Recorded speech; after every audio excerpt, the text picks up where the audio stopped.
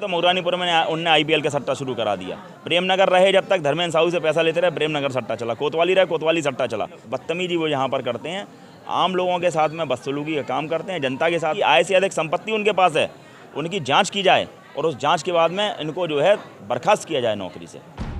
झांसी में हिंदू संगठन ने सीपरी बाजार थाना प्रभारी आनंद सिन्हा के खिलाफ मोर्चा खोल दिया है। तहसील परिसर में दर्जनों कार्यकर्ताओं ने नारेबाजी करते हुए इंस्पेक्टर को पद से हटाने की मांग की। साथ ही कहा कि वह जिस थाने का चार्ज लेते हैं वहां अपराध बढ़ जाते हैं। तहसील दिवस में संगठन ने शिकायती पत्र देकर थानेदार की संपत्ति की जांच कराए जाने की भी मांग की है। बोले यदि उन पर कार्रवाई नहीं हुई तो हजारों लोग फिर से आंदोलन करेंगे। राष्ट्रभक्त संगठन के केंद्रीय अध्यक्ष अंचल अडजरिया दर्जनों कार्यकर्ताओं के साथ सदर तहसील दिवस में पहुंचे।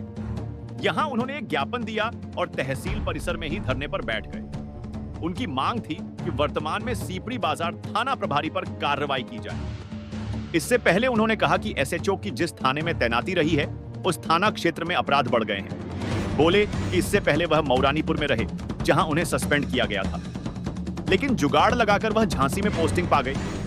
अंचल अडजरिया ने गंभीर आरोप लगाते हुए कहा कि प्रेमनगर में थाना प्रभारी रहते हुए इंस्पेक्टर ने सट्टा माफिया धर्मेंद्र साहू से 60 गांठ की ओर लाखों रुपए लिए। तहसील परिसर में प्रदर्शन कर रहे हिंदू संगठन के नेता ने कहा कि वर्तमान सीपरी थाना प्रभारी खुद को कानून और पुलिस मैनुअल से ऊपर मानते हैं। हिंदू संगठन ने सीपरी बाजार थाना प्रभारी पर गंभीर आरोप लगाते हुए कहा कि उन्हें किसी का डर नहीं है। बोले कि वह खुद को ADG लॉ एंड ऑर्डर का करीबी बताते हैं। यही वजह है कि वह अपने अधिकारी और जनता किसी का सम्मान नहीं करते।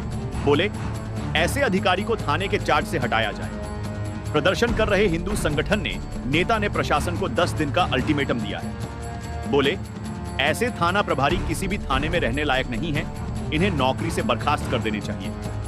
बोले कि हम 10 दिन का समय दे रहे हैं, यदि कोई कार्रवाई नहीं हुई तो हजारों लोगों के साथ फिर विशाल प्रदर्शन करेंगे।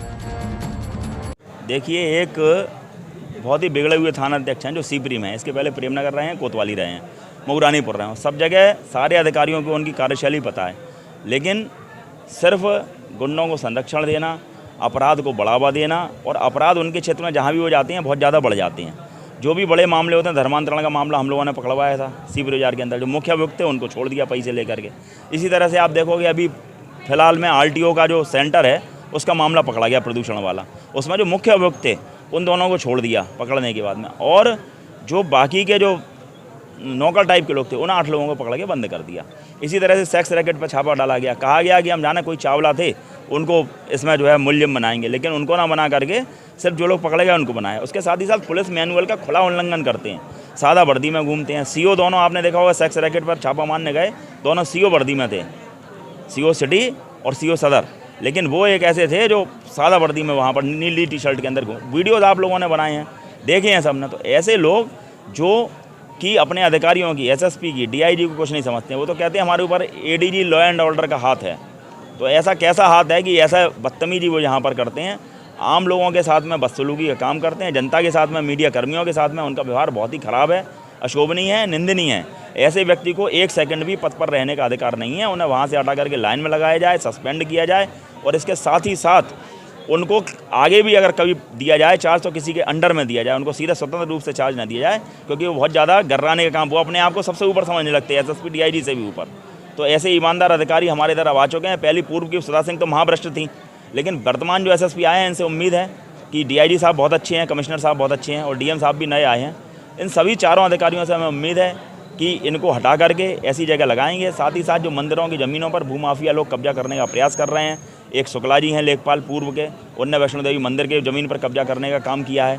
इसी तरह से मेहंदी बाग की ज़मीन है, उस मंदिर पर, लहर की देवी के मंदिर पर जो भूमाफिया लोग प्रयास कर रहे हैं कब्जा करने का, उसको राष्ट्रभक्त संगठन सहकार भारती कभी भी सफल नहीं होने देगा। और ये एक बानगी है, आज 10 दिन का समय है, 10 दिन के अंदर कार्रवाई नहीं होगी तो हम लोग DM कार्यालय पर या SSP कार्यालय पर विशाल रूप में धरना देंगे, जिसमें कम से कम 2 से 2,500 लोग सम्मिलित होंगे। आपको नहीं लगता है कि वो कोतवाली भी रहे, प्रेमनगर भी रहे, पर सीपरी आ गए, इस दरमियान वो मऊरानीपुर भी चले गए थे, तो इतना लंबे समय बाद आप लोगों को मांग उठानी पड़ रही है? नहीं, हम लोगों ने मांग उठाई। उन्हें मऊरानीपुर में, जब आपको ध्यान होगा, केदारेश्वर मंदिर में एक घटना हुई थी, उसको लेकर भी हम गए थे, उनको सस्पेंड किया गया था, लेकिन फिर जुगाड़ लगा लोगों के फिर आ गए।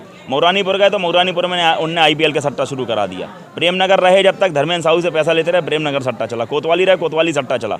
सीपरी जब पहुँच गए तो लोगों ने पैसा उन लोगों ने देना बंद कर दिया, तो उन्हें पकड़ लाए, उन्हें उठा के बंद कर दिया कि हमारा जो मंथली है वो बंद ही रहे। सीधा सा उनका खेल है कि हमारे पास उनकी आय से अधिक संपत्ति उनके पास है, उनकी जांच की जाए और उस जांच के बाद में इनको जो है बर्खास्त किया जाए नौकरी से। झांसी से जसवंत ठाकुर की रिपोर्ट।